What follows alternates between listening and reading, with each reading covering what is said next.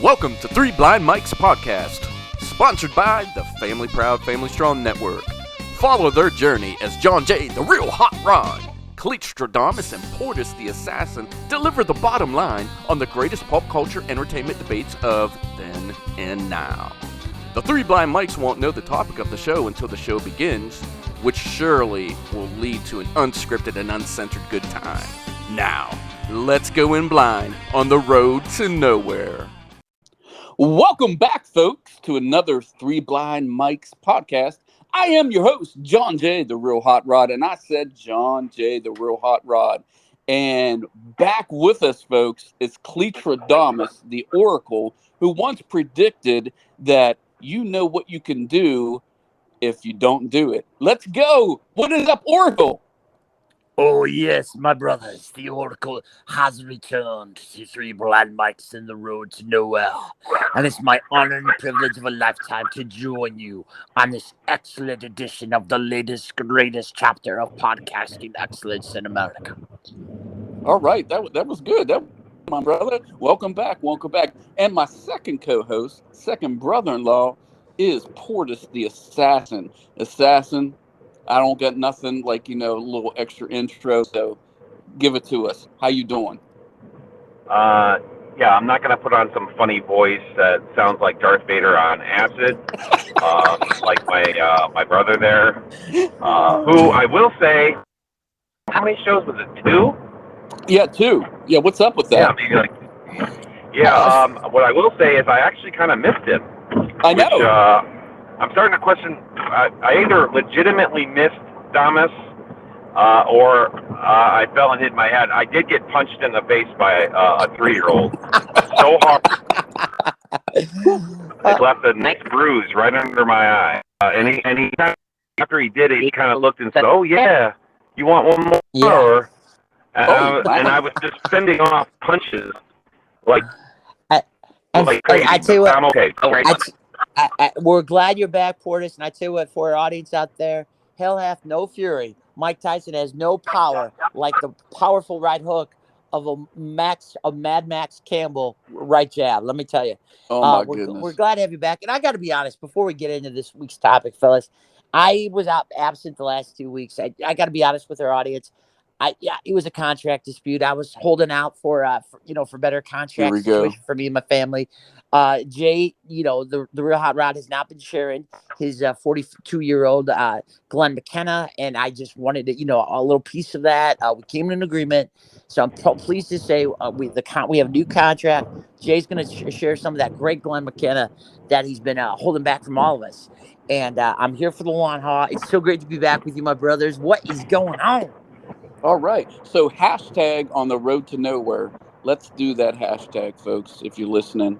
So now, as the fill-in for you guys, through some of these episodes, Mr. Fried Rice, what are you guys thinking about Mr. Fried Rice taking over?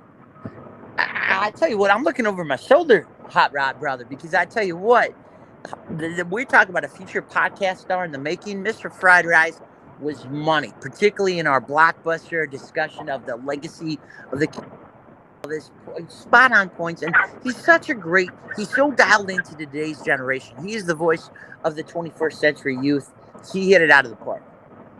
Yeah. Well, I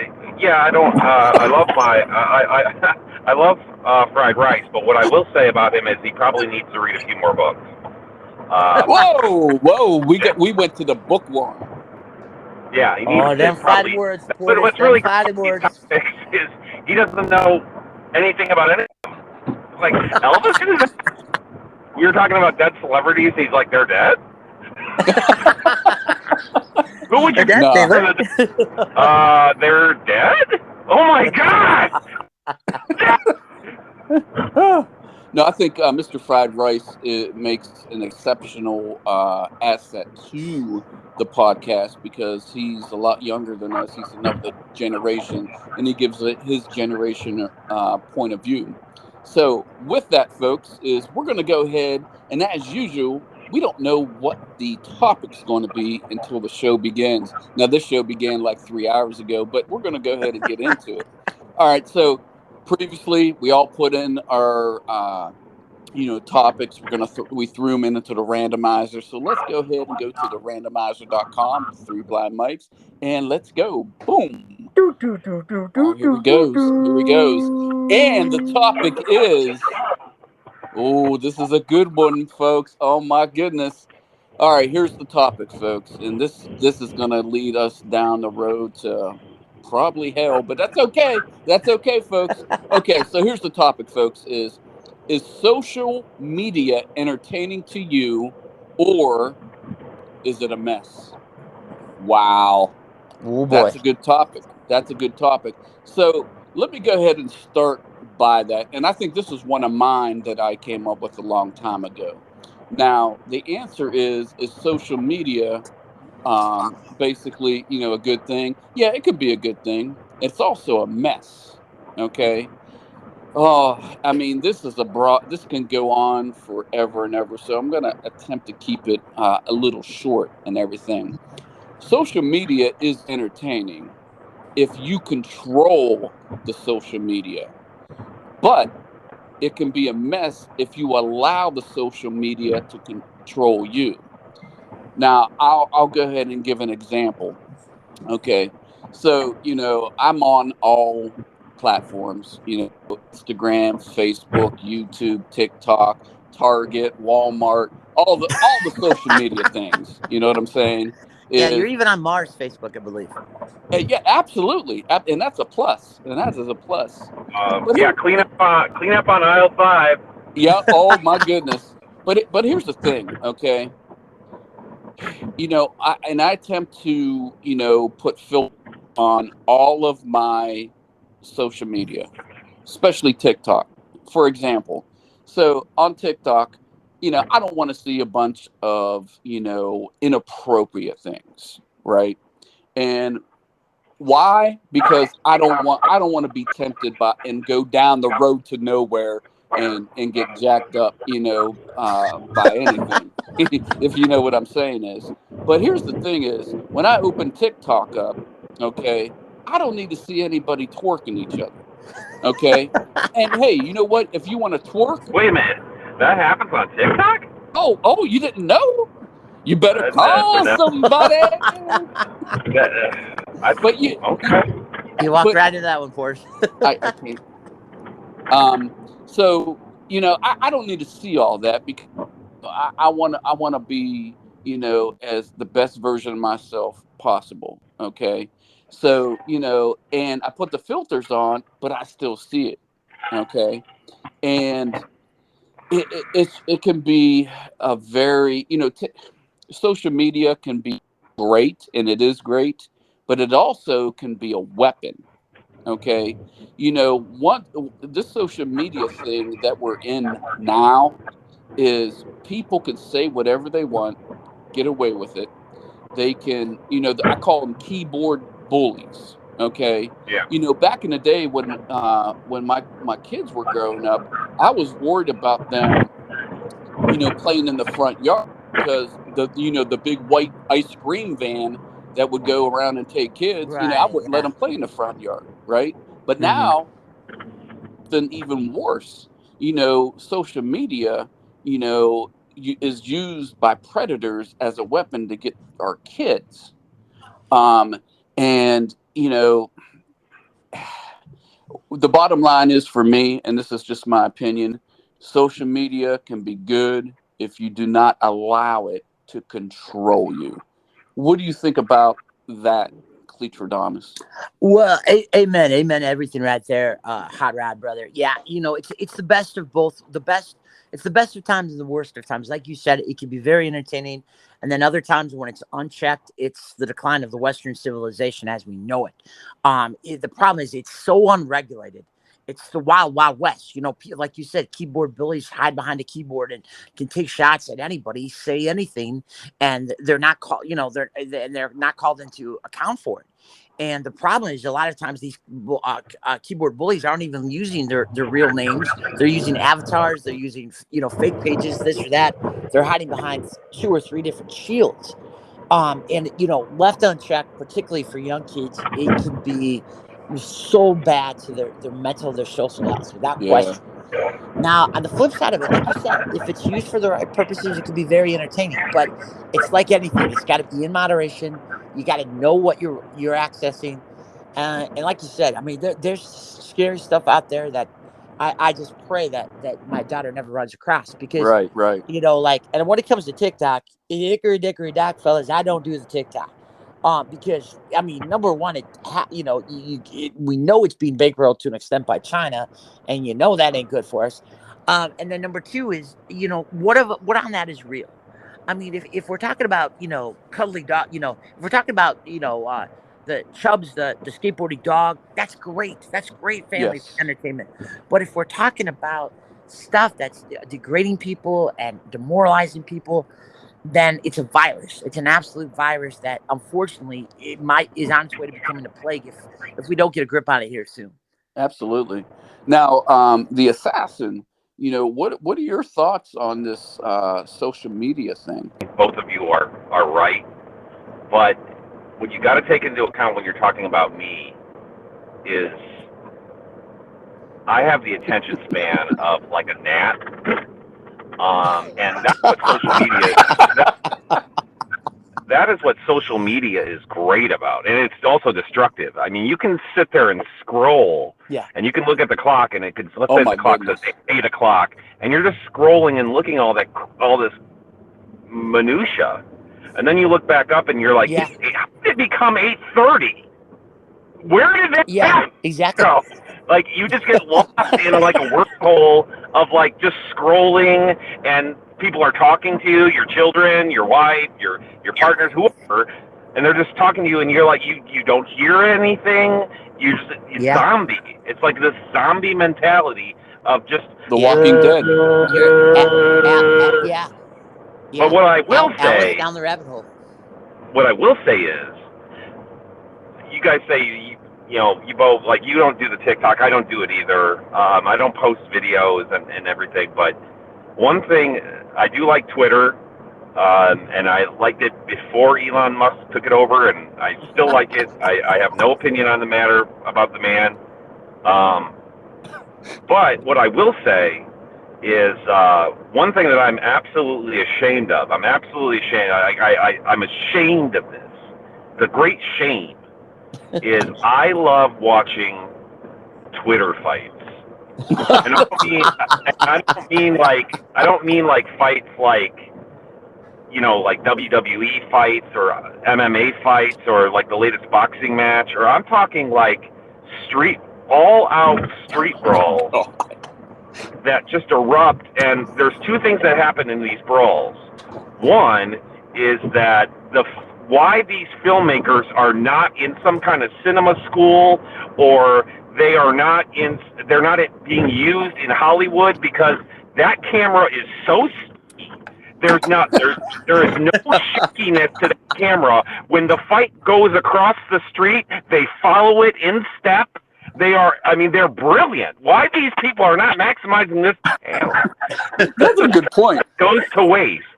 But and you talk about the zombie scrolling. I'll get into these Twitter fights, these brawls, and part of me is like, this is horrible. I can't be watching this. This is the end of man right here. Like, I watched this one fight. It was like in a Little Caesars pizza place. Oh my goodness! I guess, and you never know what the context is, but you look at the comments and you're like, well, apparently, here's what happened. But anyway, there was a woman who she must have been having an affair with somebody's husband or boyfriend or whatever. So the vengeful lover goes to Little Caesars pizza. Okay, pizza. In the lobby. Now, there's two things that happen here. One is she just starts whacking on this girl. Boom, boom. Like, that's how the video opens, with a girl just going wham. Who is ever filming this? They capture every shot. This woman had her daughter, and somebody had the sense like the moral sense to go, oh, let's move the child out of the way, please, and then you can continue beating her. But she just starts wailing on this girl, and this girl had never stood a chance. Like, she wasn't going to win the fight, even if she would have been ready for the fight, but she just gets pummeled, and I don't know if the manager says, hey, take it outside, please.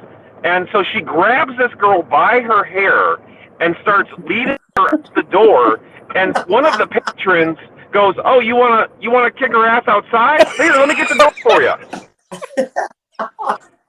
For the combatant to go outside. I mean, they just, and eventually the video stops, and you're sitting here and watching this, and you're like, oh my God, one, nobody assists this poor woman in any way other than helping this other woman beat her up. Two, you run into the child. And then three, you want to know what the context is, because it's all, like you said, it's a slice of degradation. Like, it's a slice of everything that you hate. Oh my goodness. Cannot stop watching this stuff. And I know it's having an impact on my mental well-being. I know it's making me probably not the best parent, and I think about my kids after I've watched the video. And then, guess what? Right underneath it is another video of Absolutely right, Assassin. The scrolling zombie it's like it gets addictive in that. Now, let me put it over to you, Cleatradamus. What is something in social media that upsets you or even makes you happy? Wow, I tell you what, great question, Hot Rod. Man, we only have 45 minutes. I tell you what, what drives me crazy, and being a member of the media, and Facebook and Meta, whatever it wants to call itself there too, is it's designed. This is the evilness, I think, of social media. It's designed to do exactly what the assassin is talking about. It's designed to create arguments. It's designed to get cause friction. I mean, they know it. With all the way that they design it, with the studies they've done, they know how to post content that's going to rage people and get people on maybe both sides of a political spectrum, or a social issue spectrum, or a sports spectrum, or religious spectrum, and it's just designed to divide the country. And that's just what gets. Oh my goodness! Yeah, I mean, fellas, I don't want to get on a soapbox. I could talk to Kingdom Come about how unethical that is.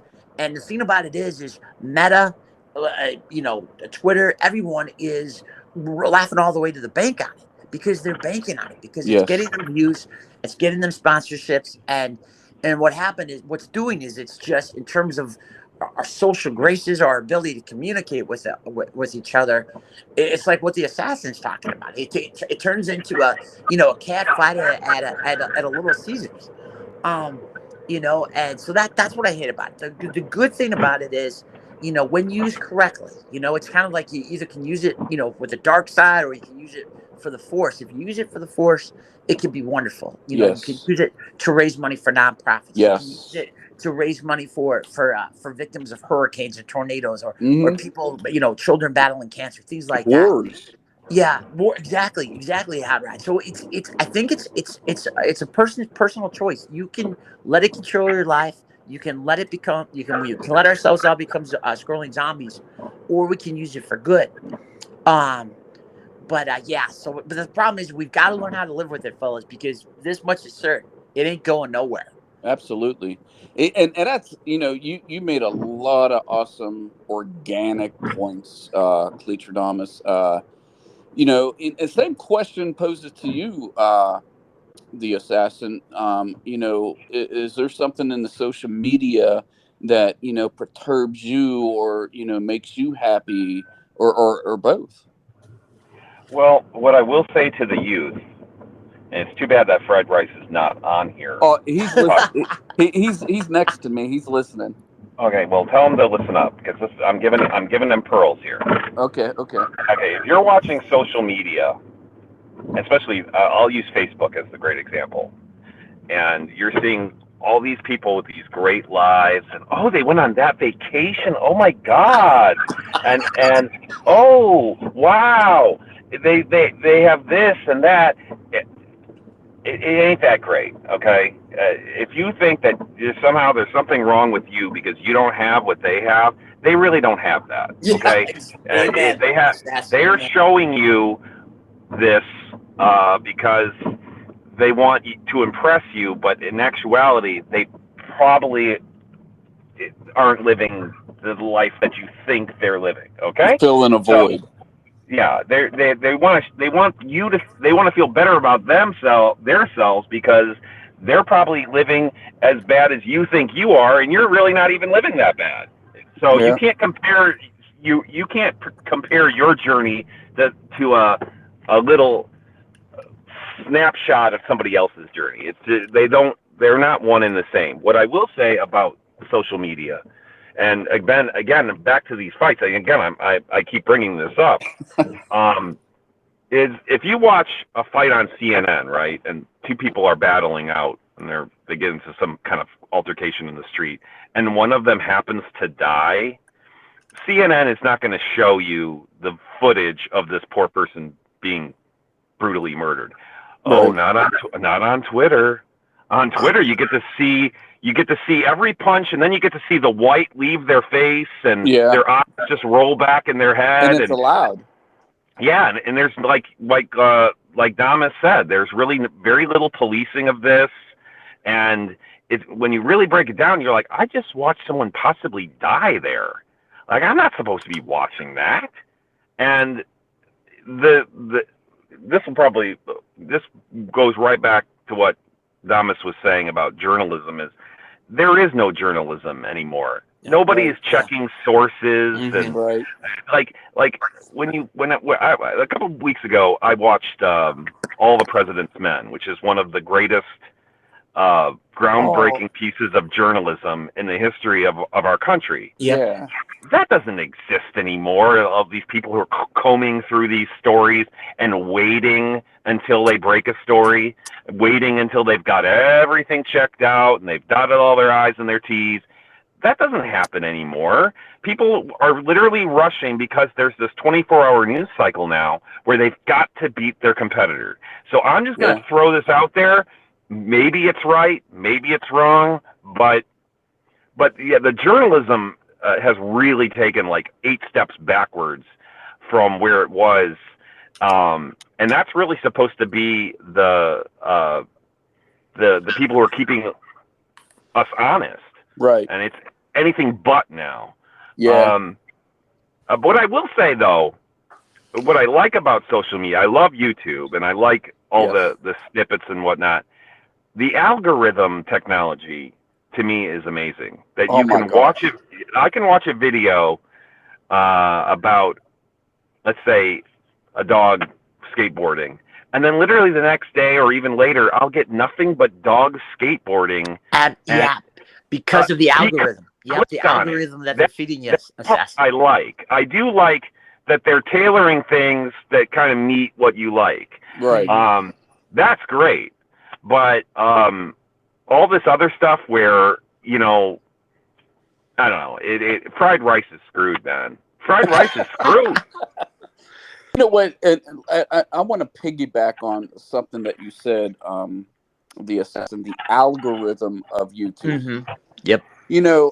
I've been doing YouTube since 2013. Okay.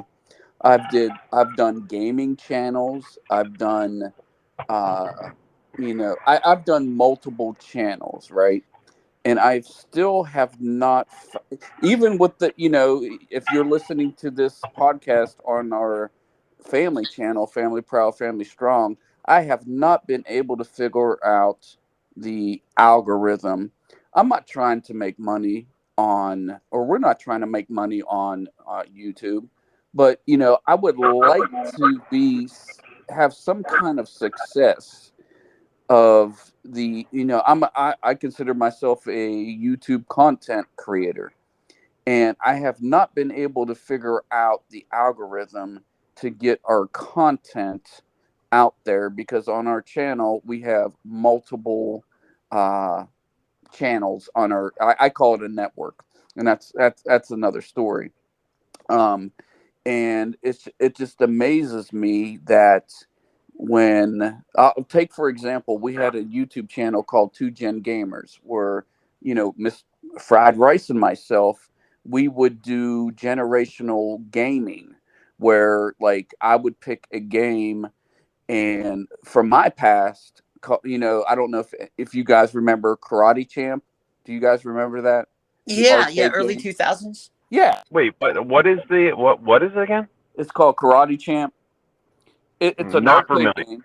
It's the red gi guy versus the white gi guy, and you do all these different moves on the arcade joystick, and whoever gets a point wins. Okay, and Mm. both of us would play, and we would give our generational perspectives of it. My generation and his generation. He would pick a game from this generation, like Call of Duty, and we would do vice versa and everything. And that channel, I think, was brilliant and get a lot of views. Now, if I was butt naked and wore like a unicorn on my head, I would probably get 3,000. I would probably be a millionaire right now. But I'm Yeah. not willing to compromise my morals. um, so it's But here's the thing. Let me propose this, okay? Since we're talking about social media, I think social media is actually a weapon. It's a weapon of division. Okay. Now, and let me just say this, folks, is, we never, we vowed we would never get political or religious or talk about a lot of the issues that is polluting our culture right now. So, I'm going to do my best to, abide by that. But if not, oh well. Okay. So, social media is a division. Okay.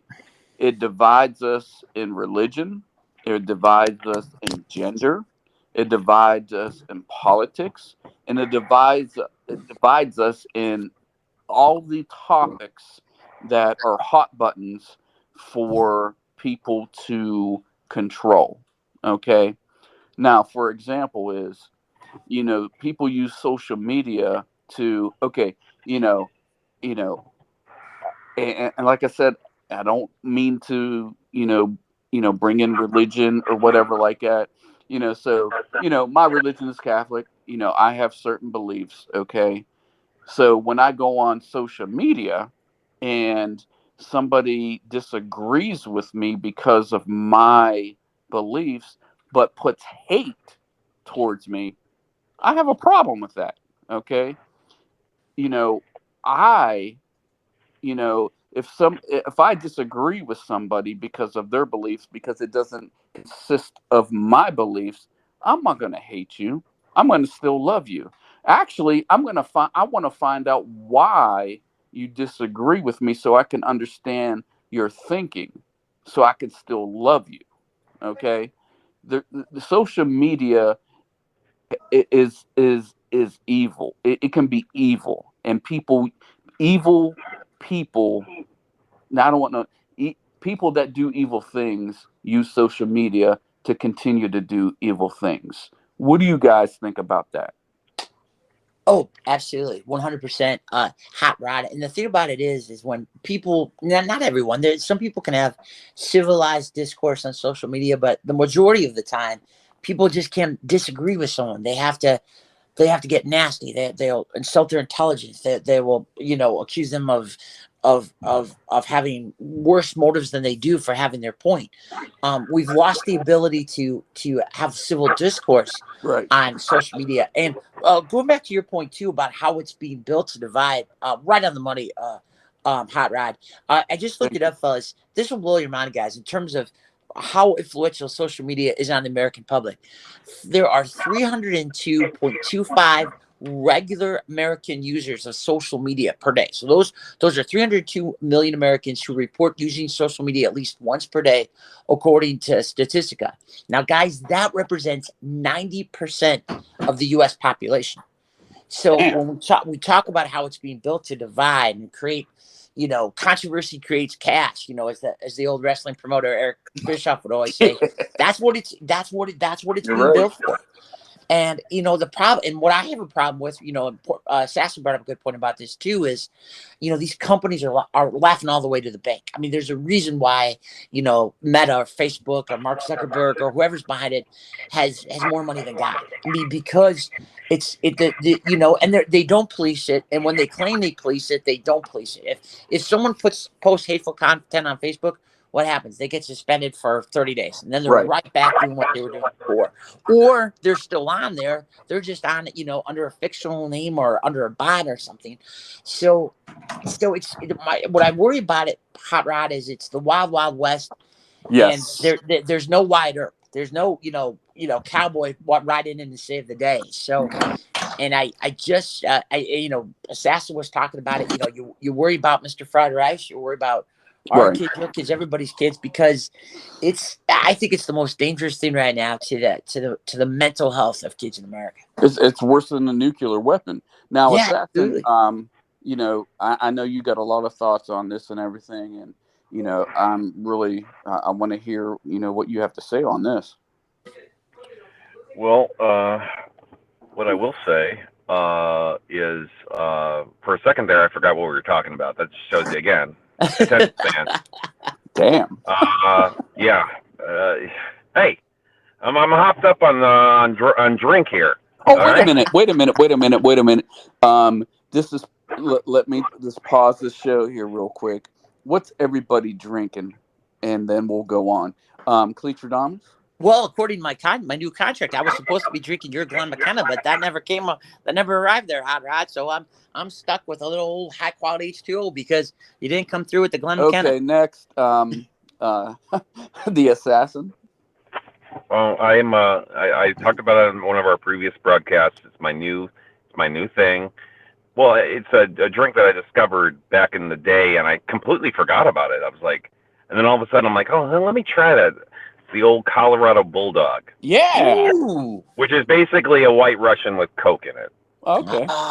Okay. Yeah. So if you like White Russian, just put a little like an ounce of Coke and. I think I'll throw up. Yeah. A little cherry. You know what?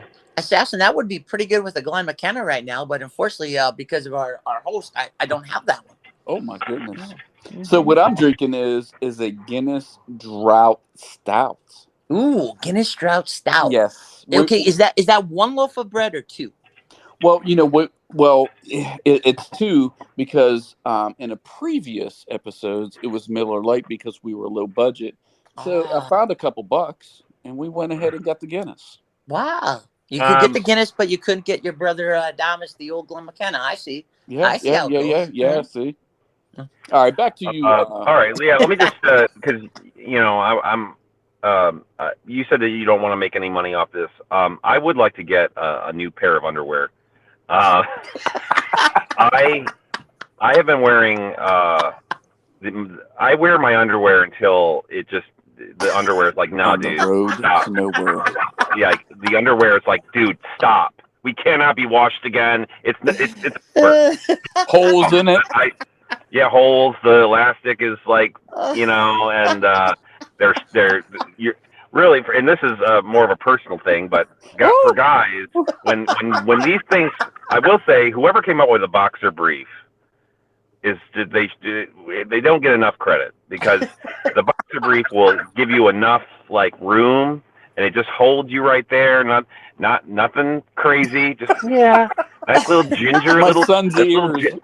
Yeah, a gentle little massage down there. Nothing crazy.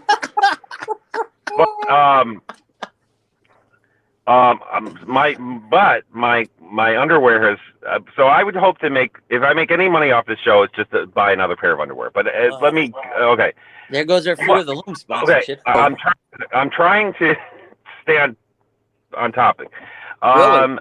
I do think one of my favorite comedians right now, if you haven't seen him, is Anthony Jeselnik. Anthony Jeselnik is. Are you guys familiar with him? Yeah, he's brilliant, bro. Wait, say the last name again. Jeselnik. Anthony is the first name. Jeselnik is the last name, and he has his own style, and he is not. When you go to his show, you sign up for. He's going to say things that are going to be controversial, and they're going to, and I'm just going to go with it, and it's gonna, and if you are that sensitive about that, going to a comedy show like his, then you don't go to the show. Yeah, if you got boo-boo because feelings, his whole style is just kind of of being himself. He has a real like his own style is like his own delivery is his, and he's his own it's his comedy. If somebody else tried to do what he does, they wouldn't be able to do it because it's just the way he does it, the organicness of it. But he has a thing in there about, it's one of his sketches is called Thoughts and Prayers. And whenever there's a tragedy, you'll see somebody. Damas is great with tragedies, by the way. He's the first one to he doesn't even know the full details of everything, and he's like, my thoughts and prayers. Amen. But that's something he's talking about. Is people are like, my thoughts and prayers go out to this shooting and this tragedy and this tragedy and this tragedy. And when you really break it down, because of the way social media is it's really not about what happened. It's how I feel about it. Look at me. Look how I feel. Let's tell you and wax prophetically about blank. Oh, my thoughts and prayers. I remember my mother said something, and I thought it was like, a lot of times my mother says stuff, and I did 747s over my head. But she said something, and she's like, it was probably around the Thanksgiving table, and she said, how many people on social media, when they say my thoughts and prayers, actually took the time to pray? You're right. Probably none of them. Wow. Probably none of them actually took a moment to sit down and pray. Wow. Show you that I care about this, but actually take a moment to not talk about themselves, but talk about how they feel about, and pray for that person and do an act for that person. Social media has become, look at me, look what I care about, and some of that's great. What I love about it is, people share what their bands they love, the comedians they like. I love different kinds of comedians and different voices and whatnot. So I like all that stuff. It's look at me, look what I'm driving, look what I'm drinking. I went to a bar the other day. I swear to God, the person was literally sitting out in public in a bar, and they were just snapping. Or they go to a concert and they film themselves at the concert. Why don't you just go to the concert and enjoy it? Right. Like, why do you have to show everyone that, oh, look at me, I went to Taylor Swift, and oh, I went to Beyonce, and it's like, I'm supposed to be impressed with that? I'm trying to get another pair of underwear. I don't watch you film yourself watching a concert. That's crazy. Oh, that's great. That you're on point with that. Hey, and you know what? It's such a shame that Andy Warhol, who said in the future, what did he say? He said, in the future, there'll be, what is the expression? 15 minutes of fame. I think it's long. Yes. Everyone will achieve 15 minutes of fame. It's a shame that he didn't get to see that, because he was so right on. In the future, and he's been dead for 30 or 40 years. Yeah. He said, everyone will try to achieve 15 minutes of fame.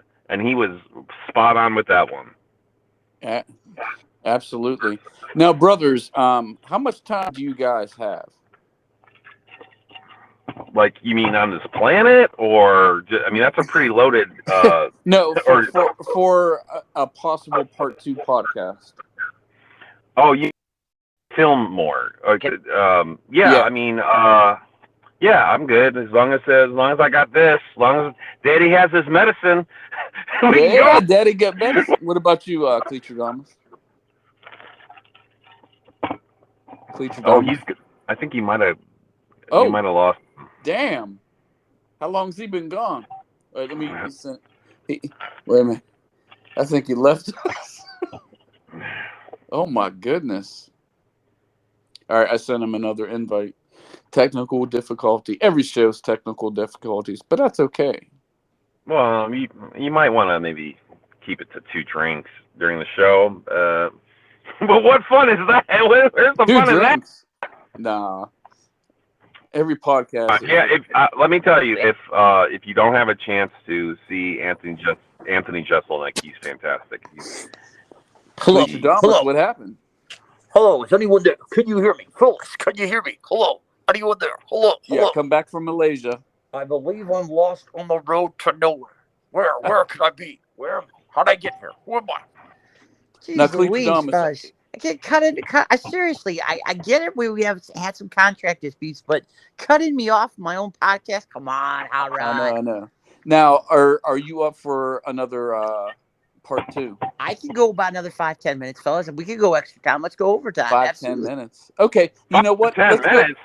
That's okay. Let's go. This is a bonus, folks.